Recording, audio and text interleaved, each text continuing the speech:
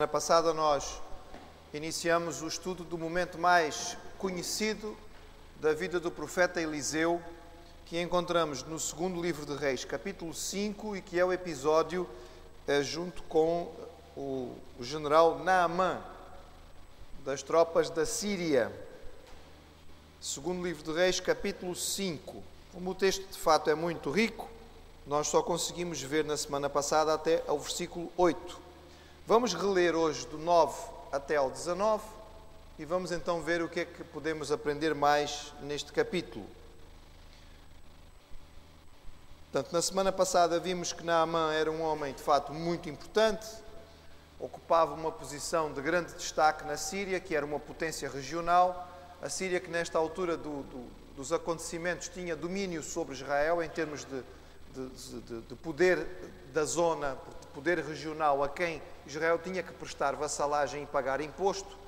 Que Naamã era um homem de fato muito importante, era um general, o chefe das forças armadas, mas que tinha um grande problema: era leproso.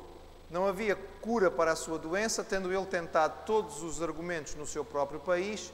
Houve dos lábios de uma menina que tinha sido levada como escrava por ele mesmo que havia solução para ele em Israel. Então pede ao seu rei autorização, vai ter com o rei de Israel, levando cartas para que em Israel lhe providenciassem a cura para a lepra. O rei fica desesperado, acha que é uma artimanha da Síria para poder levantar um golpe, ou para tentar iniciar uma guerra, e Eliseu então manda dizer a ele: homem, não te desesperes, tens um problema, então manda para cá que Deus tem solução. E então rapidamente ele despacha Naamã para ir ter com Eliseu, e ele vai. Versículo 9 diz: veio, pois, Naamã com os seus cavalos e com o seu carro e parou à porta da casa de Eliseu. Então Eliseu lhe mandou um mensageiro, dizendo: vai e lava-te 7 vezes no Jordão, e a tua carne te tornará e tu ficarás purificado. Porém Naamã muito se indignou e se foi dizendo: eis que eu dizia comigo, certamente ele sairá, por-se-á em pé, invocará o nome do Senhor seu Deus, passará a mão sobre o lugar e restaurará o leproso. Não são, porventura, Abana e Farpar, rios de Damasco, melhores do que todas as águas de Israel? Não me poderia eu lavar neles e ficar purificado? E voltou-se e se foi com indignação. Então chegaram-se a ele os seus servos, e lhe falaram e disseram: meu pai, se o profeta te dissera alguma grande coisa, porventura não a farias? Quanto mais dizendo-te ele: lava-te e ficarás purificado. Então desceu, mergulhou no Jordão 7 vezes, conforme a palavra do homem de Deus, e a sua carne tornou como a carne do menino, e ficou purificado. Então voltou ao homem de Deus, ele e toda a sua comitiva, e veio e pôs-se diante deles e disse-lhe: eis que tenho conhecido que em toda a terra não há Deus senão Israel. Agora, pois, te peço que tomes uma bênção do teu servo. Porém ele disse: vive o Senhor em cuja presença estou, que não a tomarei. E instou com ele para que a tomasse, mas ele recusou. E disse Naamã: se seja assim, contudo, desça a este teu servo uma carga de terra de um jugo de mulas, porque nunca mais oferecerá este teu servo holocausto, nem sacrifício a outros deuses, senão ao Senhor. Nisto perdoe o Senhor a teu servo.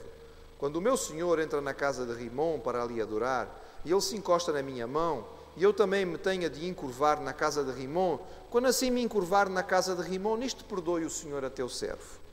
E ele lhe disse: vai em paz. E foi-se dele a uma pequena distância.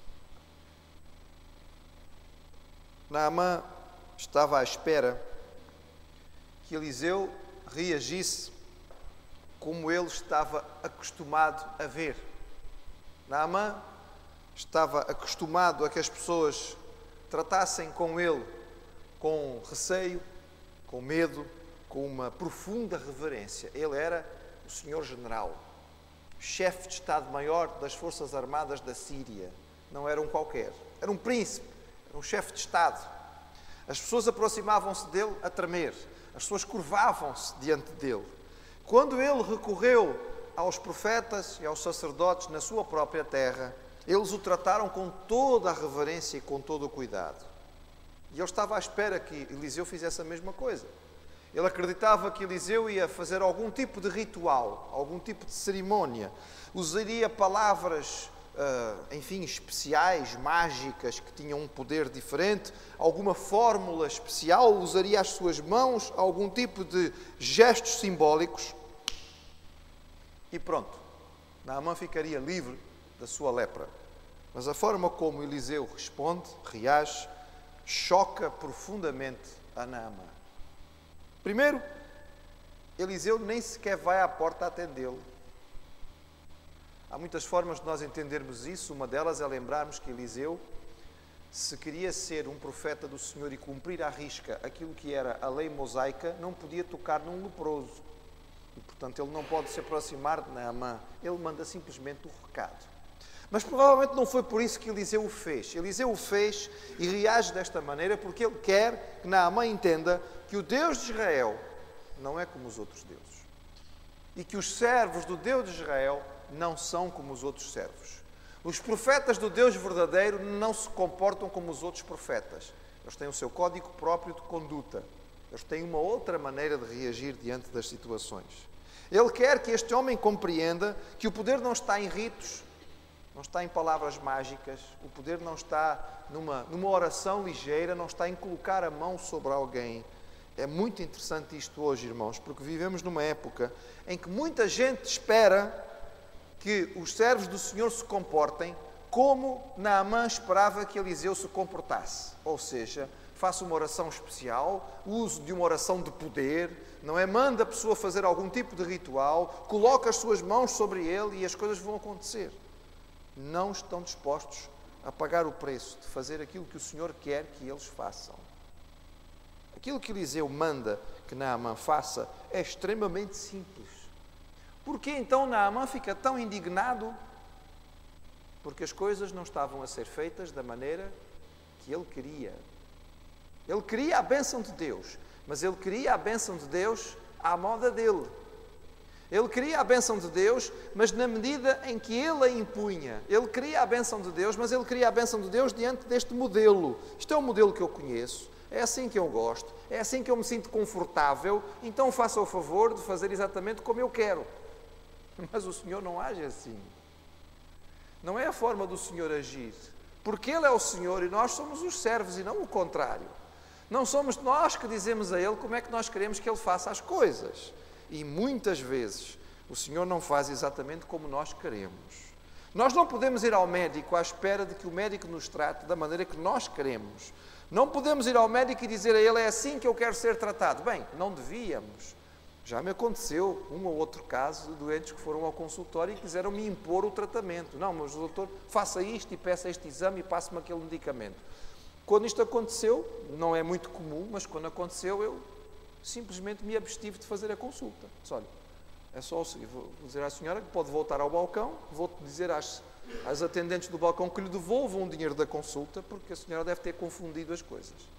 Aqui é um consultório médico, eu sou médico, se a senhora quiser eu posso ajudá-la. Se a senhora vem dizer o que quer que eu faça, então aí é outra história. Aí a senhora tem que procurar outro tipo de profissional, não a mim, porque não é assim que as coisas funcionam. Se isto é assim a nível profissional, irmãos, como será em relação ao Senhor? Quantas vezes nós vamos às portas de Deus à espera que Ele faça exatamente o que nós queremos, da maneira que nós queremos, na hora que nós queremos? Naamã não contava com este tipo de reação e não esperava que as coisas fossem assim. Mas será que nós podemos aprender com este episódio e deixar que o Senhor seja verdadeiramente Deus? Ele é Deus, Ele é o Senhor. E nós somos chamados a ser servos, ou seja, a ouvir, a aceitar, a entender que nós precisamos e dependemos da sua graça e não daquilo que nós lhe impomos. A continuação da história, irmãos, é extraordinária, porque nos explica porque Naamã tinha se tornado um líder tão extraordinário. Nós não temos a história de Naamã, nós não sabemos de onde ele veio, não sabemos se ele teve uma boa criação, se não teve, se ele teve uma família rica, se ele era de uma família nobre, se ele teve uma boa escola, nós não sabemos disto. Sabemos que ele era um grande líder e que nesta altura provavelmente era o homem mais significativo da Síria. Havia o rei, mas o rei era rei porque era filho do rei. Mas Naamã provavelmente não chegou lá assim, chegou lá porque mostrou-se ser capaz. E nesta história nós podemos perceber algumas das razões pelas quais ele era um grande líder. Irmãos, ele era um grande líder porque a gente vê aqui que os seus servos preocupavam-se com ele. Quando vemos alguém numa posição tão elevada e vemos que as pessoas que o cercam e que o servem estão realmente preocupados com ele, nós percebemos que este líder é bom. Os irmãos, veem o carinho e o cuidado que estes servos têm. Ele está zangado, ele está furioso, ele quer ir embora. O que é que a maioria dos empregados faria numa situação dessa, quando o patrão está furioso? Olha, meu amigo, abaixamos a bolinha e vamos embora, não é? Não faça um barulho, que o patrão está zangado. Mas eles não, eles vão ter com ele. Eles vão tentar arrazoar com ele. Eles vão insistir com ele, porque eles estão realmente preocupados com a situação de Naamã. Eles querem que Naamã encontre a cura. Então eles aproximam-se de Naamã. Eu gosto muito da linguagem. Meu pai.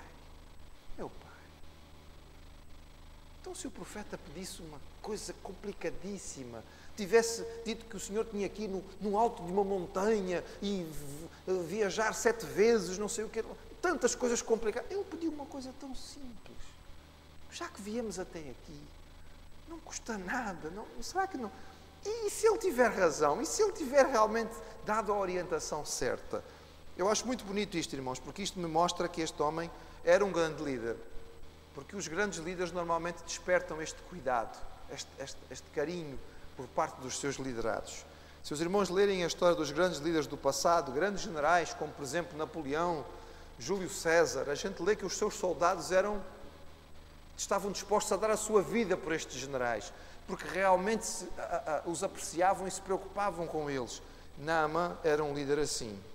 E na continuação da história, confirma-nos porque é que este homem era um grande líder, irmãos. Apesar de ele ser um grande líder, ele foi capaz de ouvir o que os seus liderados tinham a dizer e perceber que eles estavam certos.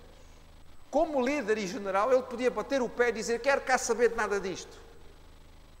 Mas o líder capaz, irmãos, não é o homem que está sempre certo, mas é o homem que sabe reconhecer o caminho certo e segui-lo, mesmo que a sugestão não seja a dele. Isto é que é a prova de liderança, irmãos.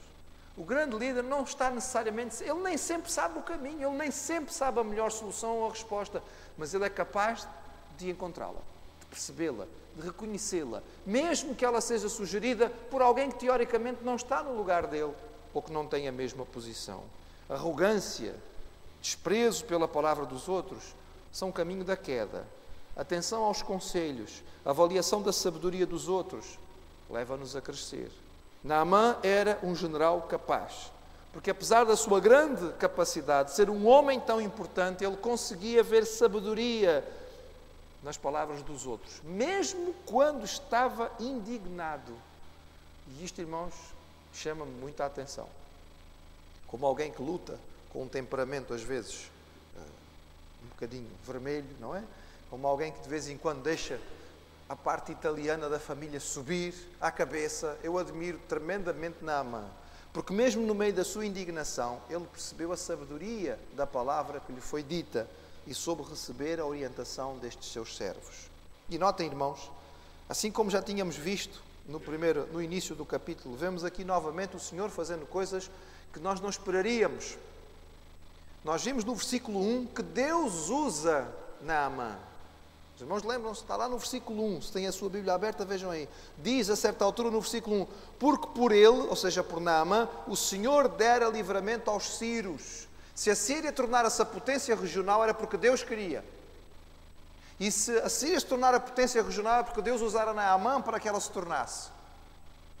Mas ele não era cristão, ele não era israelita, ele não era do povo de Deus. Isso não impede que o Senhor o use. E aqui, novamente, estes servos de Naamã não são israelitas, não são judeus, não são do povo de Deus, mas Deus os usa para colocar sensibilidade e sabedoria nos ouvidos do general. E ele obedece e vai ao Jordão. O Jordão, irmãos, podia ser em qualquer lugar, não é? O Jordão indicava que era algo que pertencia ao Deus de Israel, era o rio principal, era o rio territorial de Israel, era um rio onde havia marcas evidentes do poder de Deus. Nós já tínhamos visto o Senhor fazer maravilhas neste rio, e os irmãos se lembram, com Josué, com Elias, com Eliseu, já tínhamos visto o poder de Deus se manifestando no rio. E mais uma vez este rio vai ser usado para isto. O número 7, os irmãos sabem, o número 7 é o número da perfeição, não é? O 7 tem este significado e este simbolismo. Certamente tinha a ver com a necessidade também de alguma perseverança. A minha mãe, que algumas irmãos aqui conheceram, sabem que era uma grande contadora de histórias. Eu me lembro muito bem, porque a minha mãe usava um flanelógrafo, não é? Um quadro de flanela, e tinha vários cenários. E no cenário desta história, ela tinha um rio Jordão e que havia um rasgo, ela tinha feito uma aberturazinha para poder fazer o Naamã mergulhar e sair. Eu achava aquilo fantástico. Quando eu era miúdo, não havia ainda os computadores e as coisas que há hoje em dia, então a minha mãe tinha lá um sistema que ela usava e o Naamã mergulhava e saía do rio. E eu me lembro que ela contava esta história com muito pormenor. Então ele mergulhou a primeira vez e saiu e olhou, continuo na mesma. E os empregados ali junto à beira do rio, mas é para fazer 7 vezes. Aí ele mergulhou a segunda e a terceira, olhou de novo, olha, mas ainda não deu nada, mas só foram 3. E ele mergulhava mais. E a minha mãe punha isto e fazia um suspense tremendo. E nós ficávamos ali na expectativa, até que na 7ª vez, e ela tinha o boneco, a figura que ela fazia mergulhar, estava cheio de manchas na pele. A 7ª vez, então mergulhava aquele boneco cheio de manchas e o que saía todo limpinho, todo bonitinho. E nós éramos crianças, repito, não havia todos os recursos que há hoje em dia, ficávamos, o que foi que aconteceu? Verdadeira magia, coisa extraordinária. A verdade, irmãos, é que era preciso insistir, não é?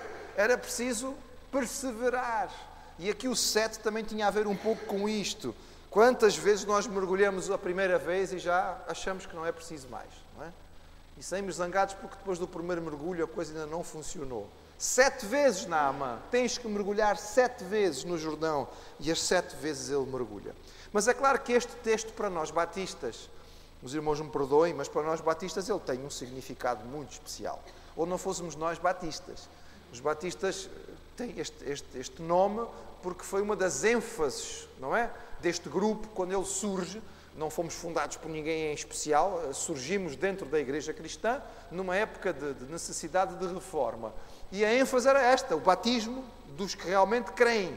Então esta característica para nós é muito marcante. E aqui nós não podemos deixar de olhar para este texto como uma pré-figura do batismo cristão.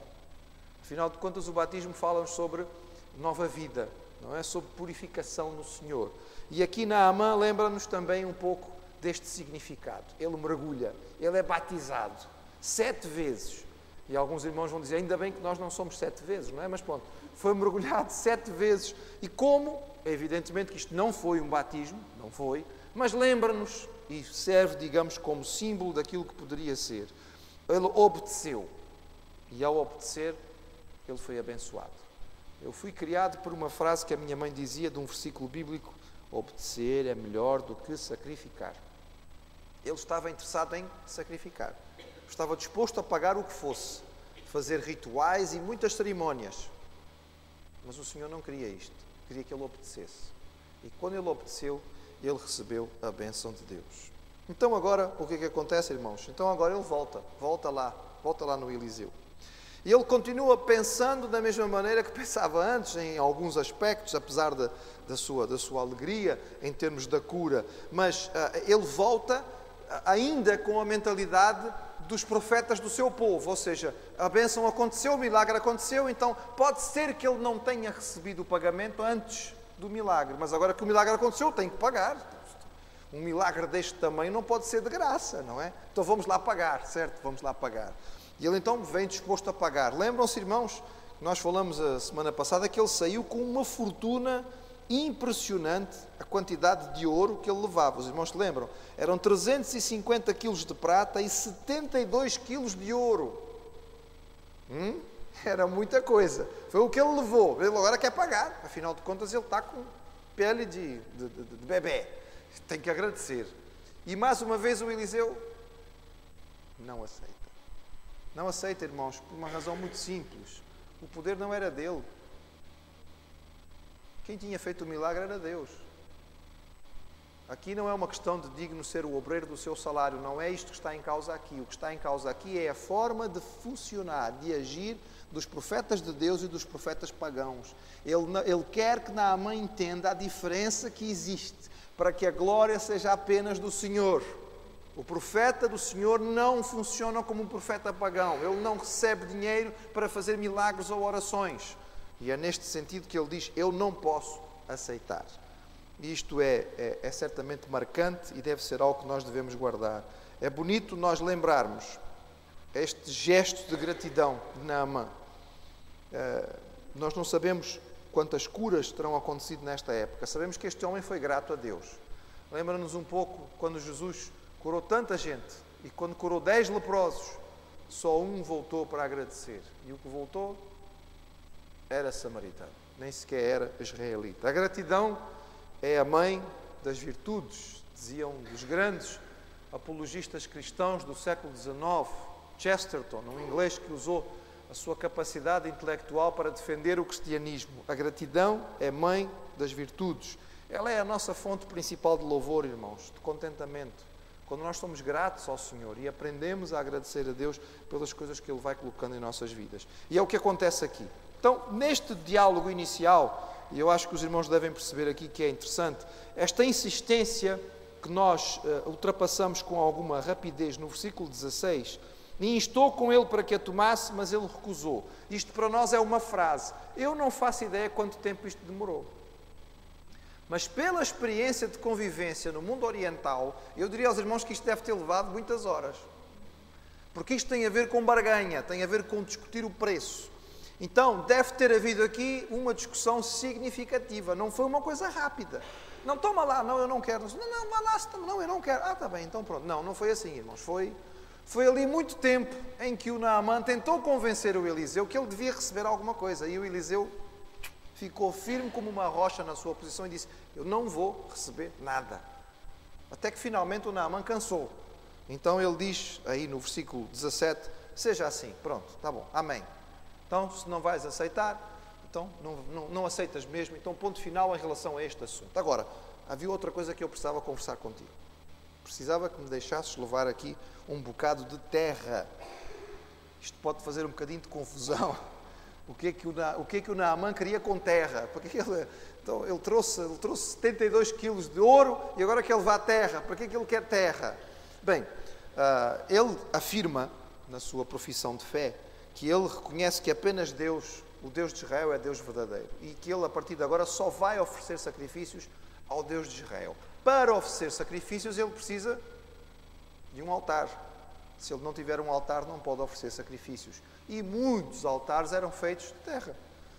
Portanto, há duas possibilidades aqui. Ou ele vai levar esta terra para fazer um altar da própria terra que vai levar, ou ele vai levar esta terra para, digamos, servir de base para o altar que ele vai fazer na sua terra e, de certa maneira, sentir que está sob solo de Israel quando faz o seu sacrifício a Deus, com aquela noção ainda limitada de que os deuses estão ligados à terra, sem perceber ainda que Deus ultrapassa fronteiras e que tanto fazia a terra de Israel como a terra da Síria, ou fosse de onde fosse, o Senhor estaria sempre presente em qualquer lugar.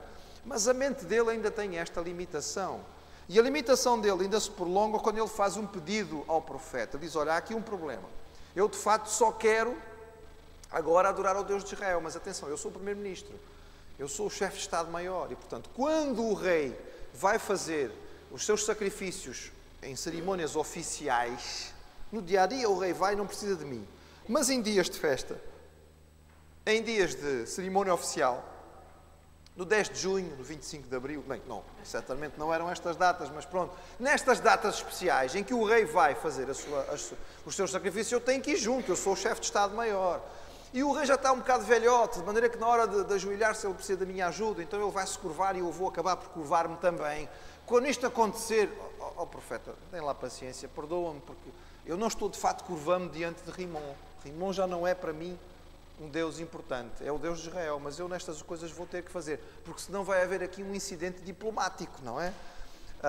É essencialmente isto que ele está pedindo. E acho muito interessante aquilo que Eliseu diz, irmãos. Ele diz assim, vai em paz. Eu tiro, irmãos. Outras pessoas podem talvez tirar lições de uma forma um pouco diferente. Os irmãos perdoem-me, mas eu depois de ler e de estudar e de procurar muitos comentários a respeito do assunto, eu retiro aqui uma lição que eu acho que é muito significativa para nós. Eu creio que nós não podemos nunca facilitar em relação ao pecado, claro. O pecado é pecado e ponto final. Nós não temos que facilitar e passar a mão em cima do pecado. Mas nós temos que ter o cuidado em relação à forma como nós tratamos os novos convertidos.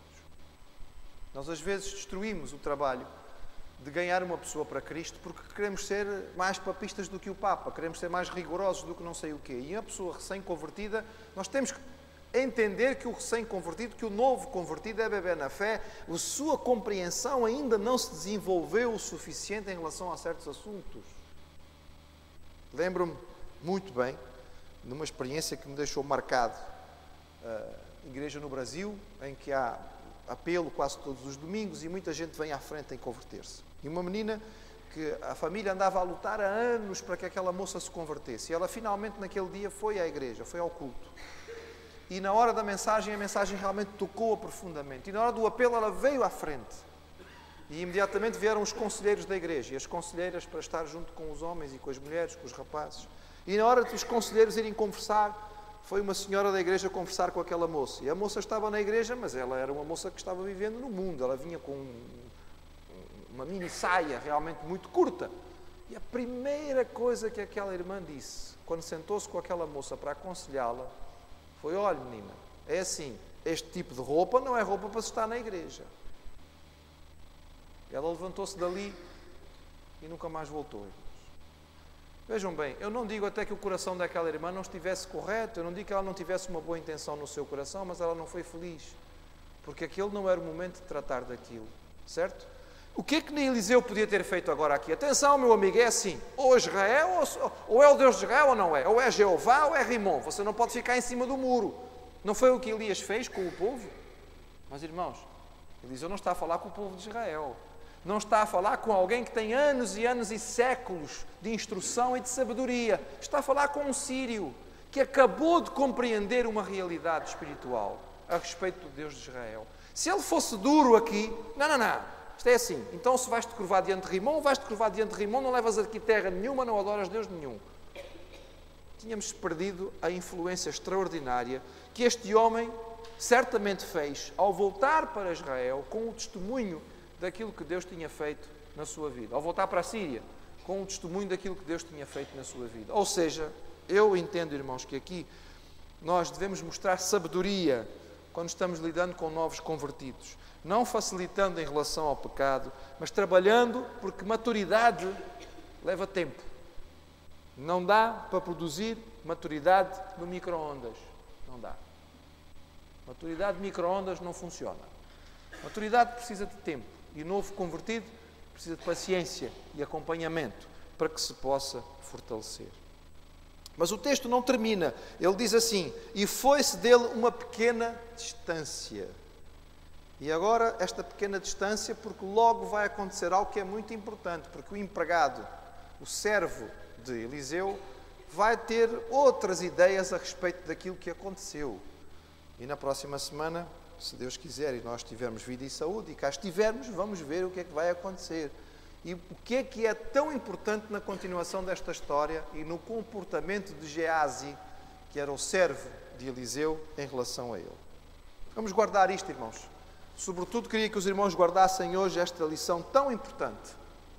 O Senhor, muitas vezes, tantas vezes, responde-nos, mas não da maneira que nós queríamos. Eu esperava que ele viesse e fizesse e não sei o quê. Então eu agora tenho que ir no Rio Jordão lavar-me. Que nós possamos guardar esta lição e estar atentos e sermos sábios para perceber a maneira como o Senhor quer agir em nossas vidas.